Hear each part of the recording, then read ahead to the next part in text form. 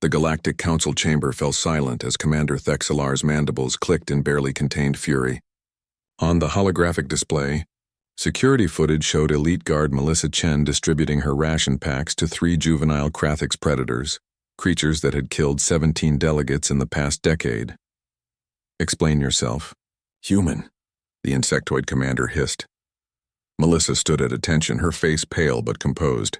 Beside her, William Torres, her partner in the Elite Guard, shifted uncomfortably. He'd found her unconscious in the Predator containment wing 3 hours ago, her body shutting down from severe malnutrition. "Sir, the cubs were starving," Melissa said simply. "They are predators," Thexelar spat. "Dangerous specimens confiscated from illegal breeding operations. They were scheduled for termination in 2 cycles. Why would you sacrifice your own sustenance for creatures destined to die?"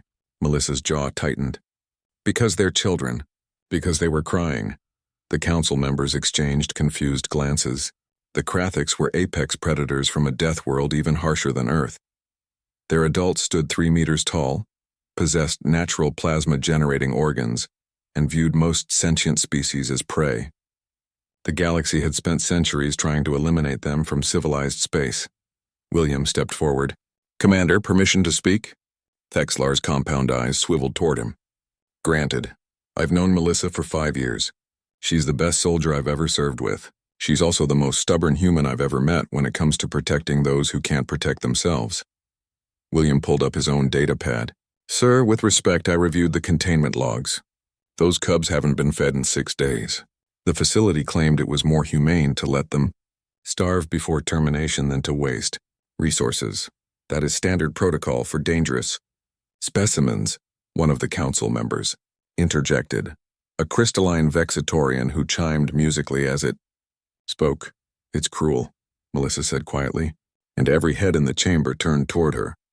"You want to kill them? Fine. I don't agree, but I understand the politics. But starving children, any children, is torture. I don't care what species they are. They would have eaten you without hesitation," Thexelar pointed out. "They're 3 months old. They don't know what they are yet."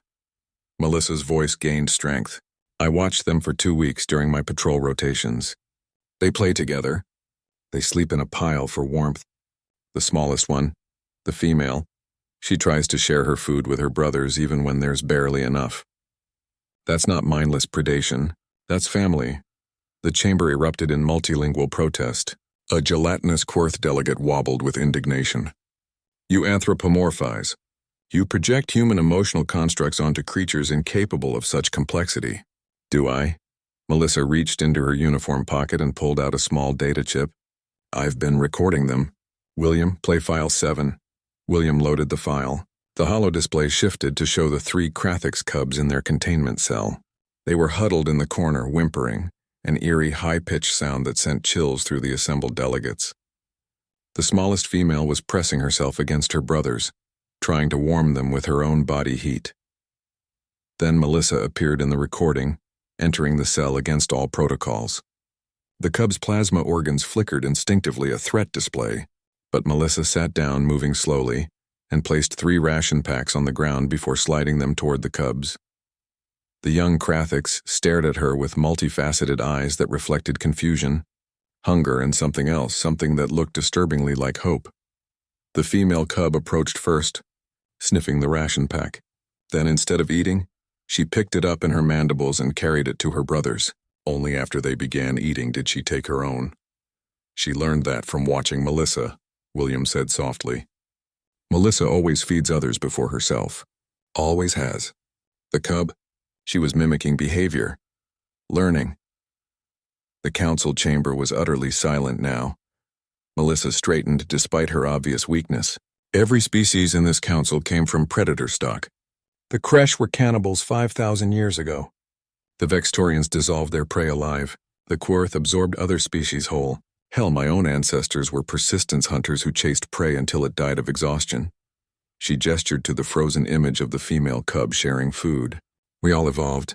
We all learned compassion. These cubs could too if we gave them the chance. But you've decided they're monsters before they've had the opportunity to be anything else. They are genetically programmed for aggression," Thexelar said, but his voice had lost its sharp edge. "So are humans," William interjected. Earth is a Class 12 death world. Humans are endurance predators with enough adrenaline to ignore mortal wounds, enough aggression to wage war on ourselves for millennia, and enough stubborn insanity to befriend creatures that should eat us. He smiled grimly. Yet here I am, serving in the elite guard, protecting species that once considered humanity too dangerous for council membership. Melissa swayed slightly, and William caught her elbow. The question isn't whether the Krathiks are dangerous, she said. It's whether we're willing to try. Because if we kill these cubs for what they might become, we're no better than the species who wanted to exterminate humanity before we proved ourselves. A long moment passed. Then the Vextorian delegate chimed softly, motioned to remand the Krathiks juveniles to a rehabilitation facility under human supervision. They will be studied, raised with behavioral modification protocols, and evaluated for sapient integration at maturity. Seconded, another voice called. Thexlar looked at Melissa for a long time. If they fail, if they hurt anyone, then I'll deal with it myself, Melissa said firmly. But they won't fail. Not if we give them what every child deserves, a chance. The vote passed 7-4. As Melissa was escorted to medical treatment, she glanced back at the holo display. The female cub was still sharing her food with her brothers, still choosing compassion over hunger. That's why humans are crazy, William murmured, watching Melissa go. They see monsters and think, I can fix this. And somehow usually they do. In her cell, the smallest Krathik's cub tilted her head, her plasma organs glowing soft blue instead of threatening red. She was learning, and Melissa Chen had just taught the galaxy that humanity's greatest weapon wasn't violence, it was hope.